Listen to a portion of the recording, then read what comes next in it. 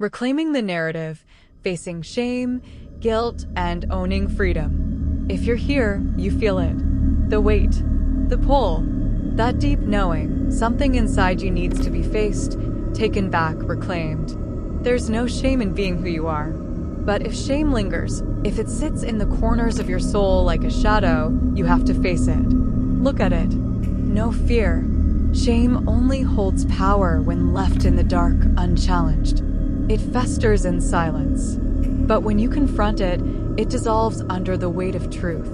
And then there's guilt. It sinks its claws deep. It embeds itself into your very being. Sometimes it's not even yours to carry. It whispers of past mistakes, of choices made in weakness, of things you cannot change.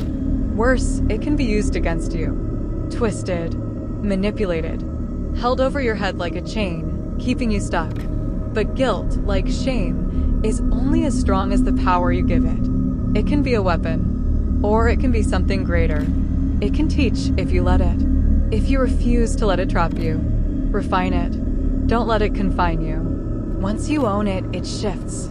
It stops controlling you. It becomes yours. Owning guilt isn't about letting it consume you. It's about standing in front of it, chest open, and saying, I see you. I know what I did. I know what it cost. You don't run. You don't bury it. You let it sit. You breathe through it. And then you take it back. Take its weight. Reshape it. Turn it into strength. Because responsibility isn't punishment. It's power. Guilt can be a chain. Or it can be fire, fueling your transformation. Shifting into dissolving matter, dark or light, because it is both. This is your moment. The moment you stop carrying what isn't yours. The moment you make a choice, keep living under the weight, or take it back and step forward. Because for too long, we've been shaped by outside forces. The weight of expectation, the judgment of others, the pressure to conform. But here's the truth, we are out of their control. Done with it, over it, and that is a declaration of power. When someone says, I'm done, I'm over it, believe them. Those words carry force. Survival, decision, finality. They're not just phrases tossed into the air, they're a proclamation, a reclaiming of energy. There's always a reason. And the best thing you can do? Respect it. Let them be done. Let them be free.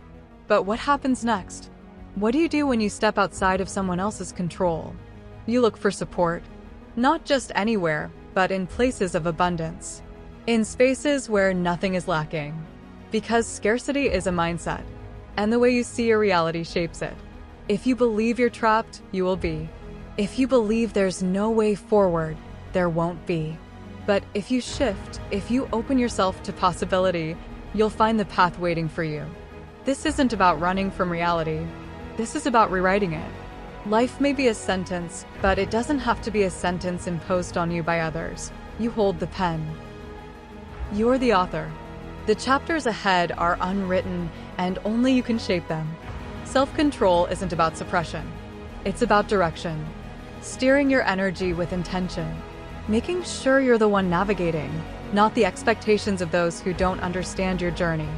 We owe it to ourselves to take charge, to carve our own path, to stop waiting for permission from people who were never meant to guide us. So here's the transmission. Pick up if you're ready. This isn't just a call. It's a signal, an invitation. It's for those willing to listen, for those ready to step into truth, for those who feel it pulling at them like a force they can't ignore. If you hear it, if you feel it, ask yourself, how do I make this mine? How do I take these words, these realizations, and forge them into something personal? Something real? Because that's what this is about, who picks up on the other end. And if you do, if you claim it, then know, this is yours now. Yours to shape, yours to carry forward, yours to live by. Face what holds you back. Name it, own it, work through it, and then step forward. Not under the weight of shame or guilt, but with the full force of knowing that you are free. Free from what others think. Free from the falsehoods imposed on you. Free to shape your own story. Because that is what this is. taking back what's yours. And it is long overdue. With love, Sora Amara Elise, March 11, 2025.